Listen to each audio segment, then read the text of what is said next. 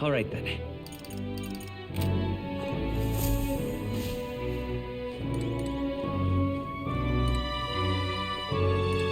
What?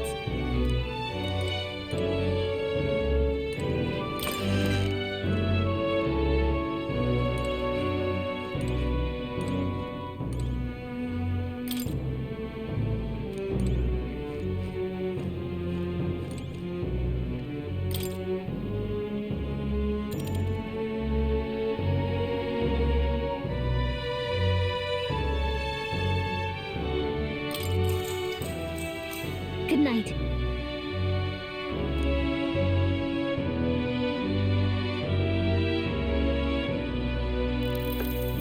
Can I come in?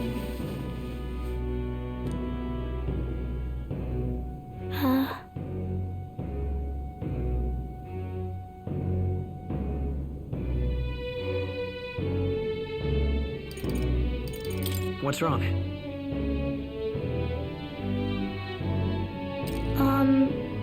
Well, you're all leaving tomorrow, right? I'll be cheering for you.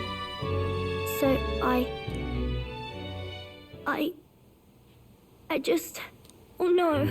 I promised Miss Fabian I wouldn't cry.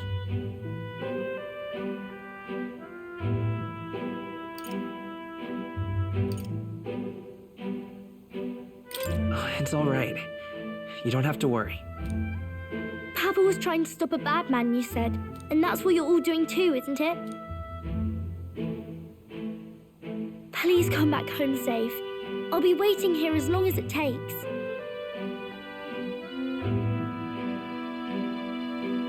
It's a promise.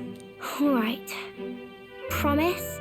The next time I see you again, can you tell me more about the outside world? This one's important.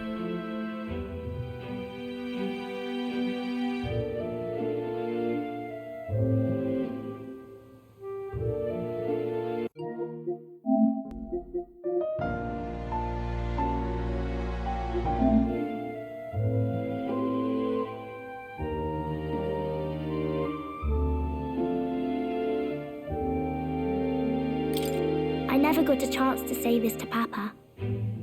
So, thank you. I'll go to bed now. Captain, may I have a moment? Good night.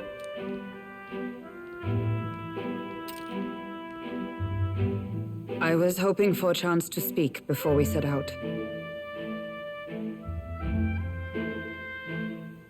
Since our meeting, I've done nothing but impose on you. Now you risk your very life for this cause. 'Tis no easy burden. It pains me to see. When I think of how this may yet save His Highness, I lose sight of all else. Such disregard ill becomes me.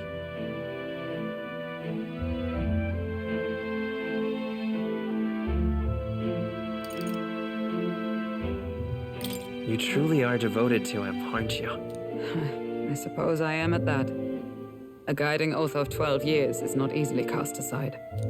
But that book, we met once before, on a carriage bound for the capital. Do you recall? Now that you mention it, I do. My apologies. I thought only to minimize casualties one way or another. So, 'tis a novel envisioning an ideal world. Curious to see a utopian novel these days. I'd thought them long since banned. Ah, you needn't worry. I've no intention of taking it from you. I've sometimes wondered why such books were forbidden. Rumors say the Sanctists objected to their contents. Yet I wonder, how could a simple book have possibly stunned them so? Do you mind if I read a passage or two?